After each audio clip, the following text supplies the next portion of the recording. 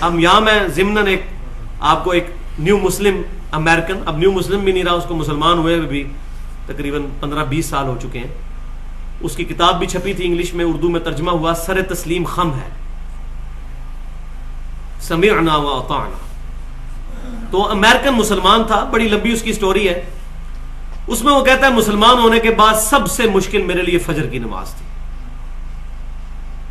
لیکن ظاہر ہے وہ نیو مسلم تھا، کوئی ہماری طرح کا روایتی مسلمان تو نہیں تھا جس کے ذہن میں کئی بات ہو گئی اللہ تعالیٰ بڑا غفور رحیم ہے، معاف کر دے گا، جو مرضی کرو، یا اللہ جو کچھ بھی ہے تیرے محبوب کی امت سے ہے. نعوذ باللہ من ذالک. نبی صلی اللہ علیہ وسلم کا مبارک نام مس یوز کرتے ہیں ہم لوگ. تو وہ نیو مسلم تھا، وہ کہتا ہے فجر کی نماز میرے لیے بڑی مشکل تھی، تو میں نے 3 گھڑیاں خریدی. اندازہ کریں، مثلا فجر کی نماز اگر 5 بجے ہے نا، تو اس نے گھڑی کے اوپر الارم لگایا، ایک گھڑی کے اوپر 4:30 کا الارم، اور اس کو اپنے سرانے رکھ لیا. دوسری گھڑی کے اوپر اس نے 4:40 کا الارم لگایا اور گھر اپنے بستر سے تھوڑا سا دور ڈائننگ ٹیبل کے اوپر یا کسی ٹیبل پہ رکھ دیا. اور تیسری گھڑی کا اونچا الارم لگایا، اس کو 4:50 کا الارم لگایا اور اس کو واش روم کے دروازے کے پاس رکھ دیا. کہتا ہے جب رات کو نیند کے وقت پہلا الارم بولتا تھا، پہلے کو تو میں ویسے ہی نیند میں بند کیا کرتا تھا جس طرح لوگ کر دیتے ہیں آج نماز کے لیے. افرائیت من اتخذ الہہ ہوا، بھلا تم نے اس شخص کو دیکھا جس نے اپنی خواہش نفس کو اپنا خدا بنا لیا. بولے اعوذ باللہ. شرک خالی قبروں کے آگے معبود سمجھ کے سجدہ کرنا اور نظر و نیاز کرنا نہیں ہے، یہ بھی شرک اصغر کی ایک فارم ہے کہ انسان اپنے بسترے کو فوقیت دے دے فجر کی نماز کے اوپر، اپنی نیند کو پرائورٹی دے فجر کی نماز کے اوپر. تو کہتا ہے پہلا الارم میں بند کر دیتا، پھر کیا ہوتا 10 منٹ بعد دوسرا الارم. اس کے لیے وہ کہتا ہے مجھے بسترے سے اٹھ کے ذرا دور جانا پڑتا، تھوڑے قدم چلتا، تھوڑی سی نیند جو ہے وہ کھل جاتی، وہ الارم بھی بند. پھر آگے لیٹ جاتا، پھر ہلکی سی آنکھ آتی، تیسرا الارم جب بولتا 4:50 والا، اور وہ تھا واش روم کے دروازے کے آگے. کہتا وہاں تک پہنچتا، پھر میں اپنے دل کو کہتا واش روم کے دروازے پہ آ گئے، چلو اندر واش بیسن پہ جا کے وضو کرو، فجر کی نماز پڑھ لو. اس طریقے سے اس نے کنٹینیوس اپنے آپ کو نماز کا عادی کیا. لیکن ادھر مسئلہ ہے کہ مسلمانوں کو ان کے بال سفید ہو جاتے ہیں، ابھی ان کو بتانا پڑتا ہے کہ جناب داڑھی رکھنا سنت ہے، ان کو بھی سمجھانا پڑتا ہے.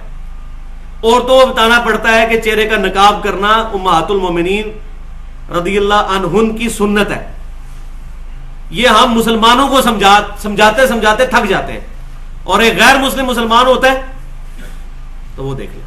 یوسف ایسٹس پروٹیسٹنٹ عیسائی تھا، وہ کہتا ہے میں اتنا امیر تھا کہ میرے ایک چیک پہ میں بوئنگ 747 خرید سکتا تھا.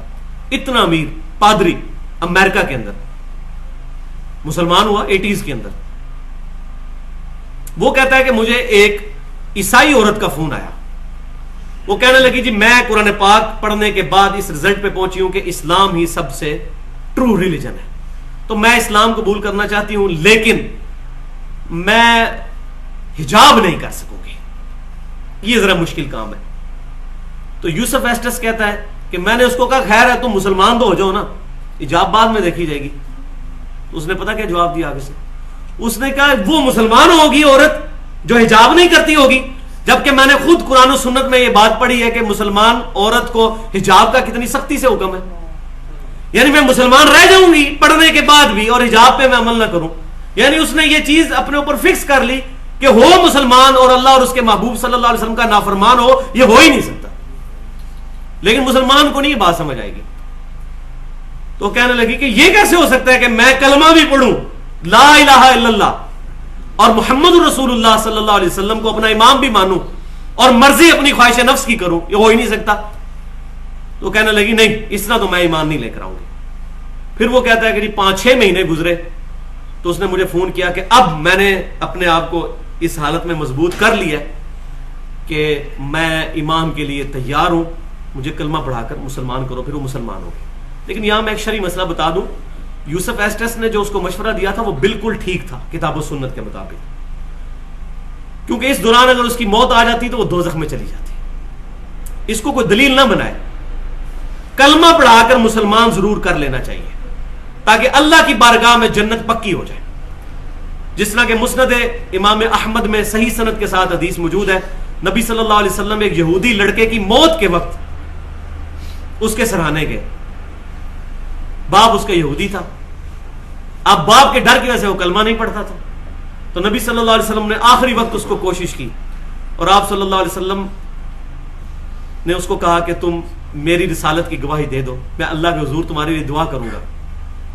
وہ اپنے باپ کی طرف دیکھنے لگا, پھر اللہ تعالیٰ نے اس کو ہمت دی, اس نے کلمہ پڑھا اور وہ دنیا سے رخصت ہو گیا. تو نبی صلی اللہ علیہ وسلم کا چہرہ مبارک کھل اٹھا کہ میرا ایک امتی دوزخ سے بچ کر جنت میں جانے والا بن گیا. تو آخری وقت تک کوشش کرنی چاہیے. کوئی پتہ نہیں انسان کے اوپر کوئی لمحہ ایسا آ جائے کہ اس کو بات سمجھ آ جائے,